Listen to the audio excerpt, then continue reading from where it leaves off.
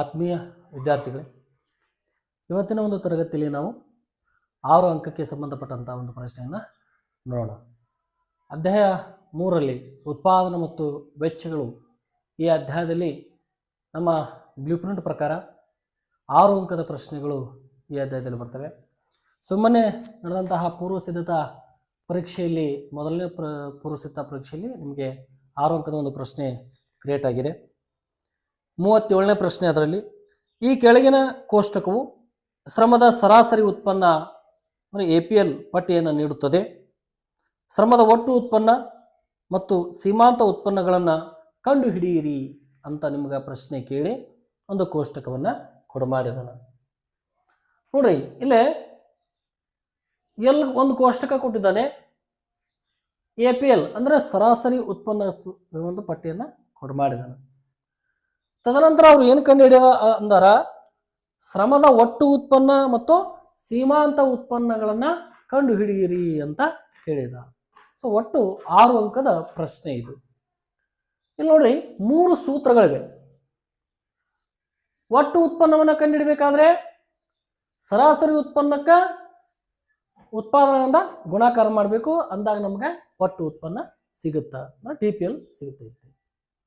ಇನ್ನು ಸೀಮಾಂತ ಉತ್ಪನ್ನ ಕಂಡುಹಿಡಬೇಕಾದ್ರೆ ಒಟ್ಟು ಉತ್ಪನ್ನದಲ್ಲಿ ಕೆಳಗಿನ ಅಂಕಿಯಲ್ಲಿ ದೊಡ್ಡ ಅಂಕಿಯಲ್ಲಿ ಮೇಲಿನ ಅಂಕಿನ ಕಳಿತಾ ಹೋಗಬೇಕು, ನಮಗೆ ಅವಾಗ ಸೀಮಾಂತ ಉತ್ಪನ್ನ ಸಿಗುತ್ತೆ. ಇನ್ನು ಸರಾಸರಿ ಉತ್ಪನ್ನವನ್ನು ಕಂಡುಹಿಡಬೇಕಾದ್ರೆ ಒಟ್ಟು ಉತ್ಪಾದನೆಗಳಿಗೆ ಎಲ್ಲಿಂದ ಭಾಗಾಕಾರ ಮಾಡಬೇಕು. ಸೊ ಅಂದಾಗಿ ನಮಗೆ ಸರಾಸರಿ ಉತ್ಪನ್ನ ಸಿಗುತ್ತೆ. ಹಾಗಾದ್ರೆ ಇಲ್ಲಿ ಸರಾಸರಿ ಉತ್ಪನ್ನ ಕೊಟ್ಟಿದ್ದಾರೆ, ನಾವು ಒಟ್ಟು ಉತ್ಪಾದನೆ ಮತ್ತು ಸೀಮಾಂತ ಉತ್ಪಾದನೆಗಳನ್ನು ಕಂಡುಹಿಡಿಯೋಣ. ಹಾಗಾದ್ರೆ ಒಟ್ಟು ಉತ್ಪಾದನೆ ಕಂಡುಹಿಡಬೇಕಾದ್ರೆ ಸೂತ್ರ ಏನಿದೆ ಅಂದ್ರೆ APL ಇಂಟು L ಅಂದ್ರೆ ನಾವು ಗುಣಾಕಾರವನ್ನ ಮಾಡಬೇಕಾಗತ್ತೆ ವಿದ್ಯಾರ್ಥಿಗಳೇ.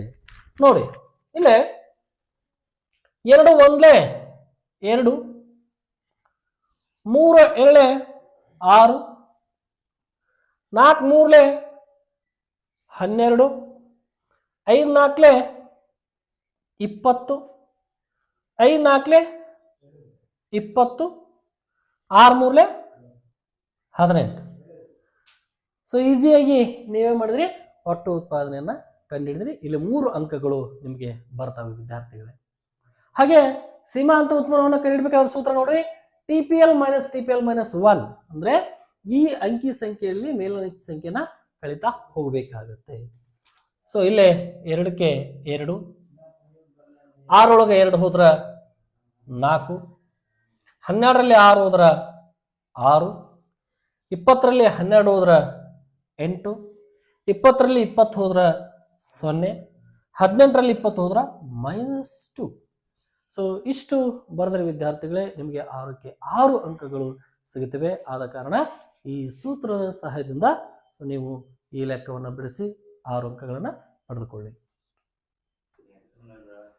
ಎಸ್ ವಿದ್ಯಾರ್ಥಿಗಳೇ, ಏನೇ ಬರಲಿ ಈ ಸಲ ಅವನು ಏನು ಮಾಡ್ಯಾನ ಅಂದರೆ ಇಲ್ಲಿ ಸರಾಸರಿ ಉತ್ಪನ್ನ ಕೊಟ್ಟು ಒಟ್ಟು ಉತ್ಪನ್ನ ಮತ್ತು ಸೀಮಾಂತ ಉತ್ಪನ್ನ ಕಂಡುಹಿಡಿ ಅಂದಾನ.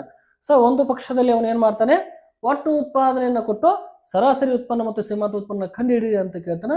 ಸೊ ನಿಮ್ಗೆ ಈ 3 ಸೂತ್ರಗಳು ಸರಿಯಾಗಿ ಗೊತ್ತಿದ್ರೆ ಸೊ ಅವನು ಯಾವುದು ಕೇಳಿದ್ರು ಸಹ ನೀವು ಈಸಿಯಾಗಿ ಇದನ್ನ ಬಿಡಿಸಬಹುದು. ಸೊ ಆದ ಕಾರಣ ಈ 3 ಸೂತ್ರಗಳನ್ನು ಸರಿಯಾಗಿ ನೆನಪಿಟ್ಕೊಳ್ಳಿ.